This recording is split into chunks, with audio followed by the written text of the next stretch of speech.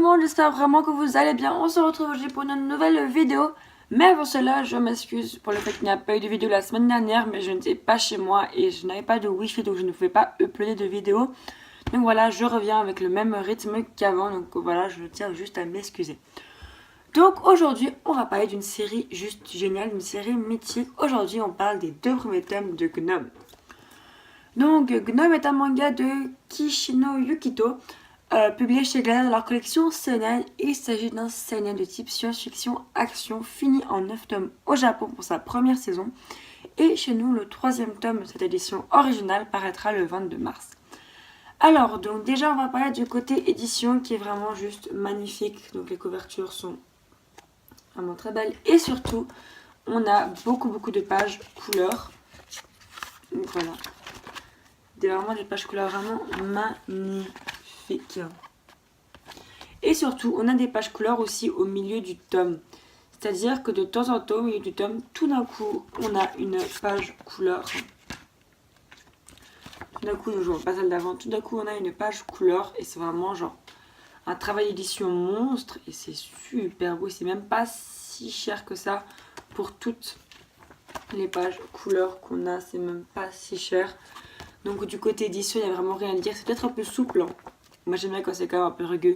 Mais voilà, c'est vraiment un manga, pour moi en tout cas le côté édition, on n'a rien à redire. Au niveau du dessin, encore une fois, c'est vraiment magnifique. Vous aurez des images. Donc le dessin, c'est un dessin qui est un petit peu daté, mais qui fonctionne, je trouve, toujours aussi bien et qui n'a pas pris une seule ride. Les combats sont magnifiques, les personnages sont magnifiques. Vraiment, la tête des personnages est magnifique, le dessin est magnifique. Le dessin retranscrit tellement bien cette ambiance de ce manga que je trouve juste que le dessin est parfait en fait pour le manga. Et c'est vraiment un dessin que j'aime vraiment beaucoup malgré son côté un petit peu vieux.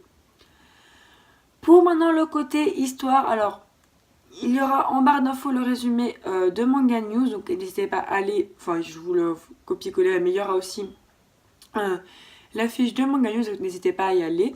Mais je vais faire mon petit résumé personnel. Donc on a tout simplement Ido qui est une espèce de professeur qui va tout simplement, qui cherche dans une benne des morceaux de robots parce qu'on est dans un monde dans le futur qui est extrêmement robotique et surtout on a un monde où il y a la Terre qui est une Terre des femmes pauvres, malfamées, vraiment horrible, et on a les élus qui sont sur Zalem, en fait, un bout de terre qui vole au-dessus de la planète et qui reste en fait simplement au-dessus de la planète et ne s'écrase pas sur la vraie planète.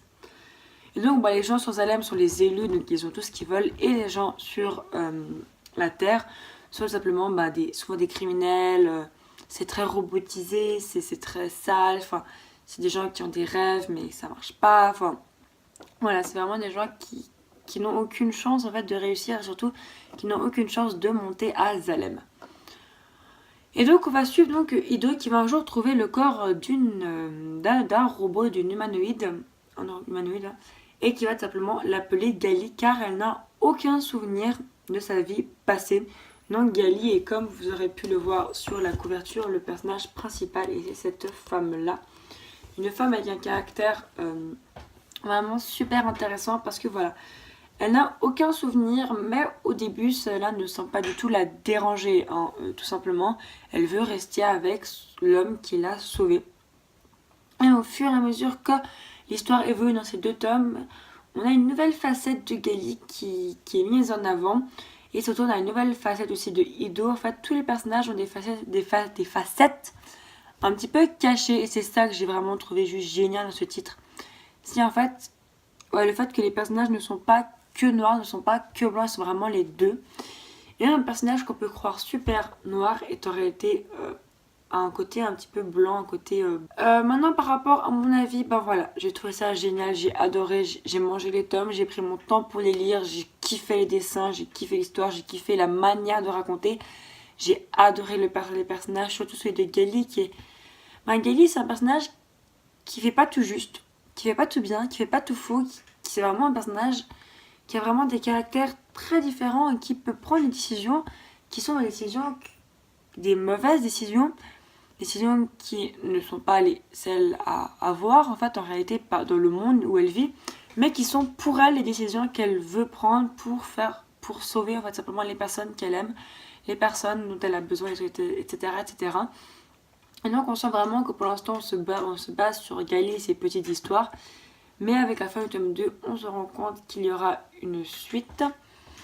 Enfin, de façon une suite, mais on se rend compte qu'il y a des liens et surtout on se rend compte que le but un petit peu suprême de beaucoup de gens, c'est d'arriver à Salem et que c'est impossible. Donc j'ai vraiment hâte de voir la suite. En plus, Gaëlle est un personnage qui a beaucoup de mystère encore, vu que c'est une amnésique. Et donc j'ai vraiment hâte de savoir ce qui va se passer pour elle plus tard. Et donc voilà, c'est la fin de cette vidéo, j'espère vraiment qu'elle vous aura plu. Donc j'essaie de faire des formats un peu plus courts parce qu'on me dit souvent que c'est long et que je parle beaucoup. Je m'excuse, j'ai vraiment l'habitude de parler beaucoup. Donc ouais, j'espère vraiment que cette vidéo vous a plu. Et en conclusion, je dirais juste, achetez vraiment Gnome, c'est fini en 9 tomes. Ça vous fera pas chier très longtemps et c'est vraiment génial, ça mérite vraiment qu'on l'achète. Surtout que je pense que ce sera un petit peu la dernière réédition qu'on aura de ce titre, c'est quand même la 3e. Donc franchement, Gnome, je vous le conseille à 1000%, c'est vraiment génial. Et voilà, donc j'espère vraiment que cette vidéo vous aura plu. N'hésitez pas à vous abonner, à commenter et à liker, ça fait toujours plaisir. On a passé le cas des 30 abonnés, je suis trop contente. Et donc je vous fais des gros bisous et je vous dis à bientôt pour une nouvelle vidéo. À vous les studios.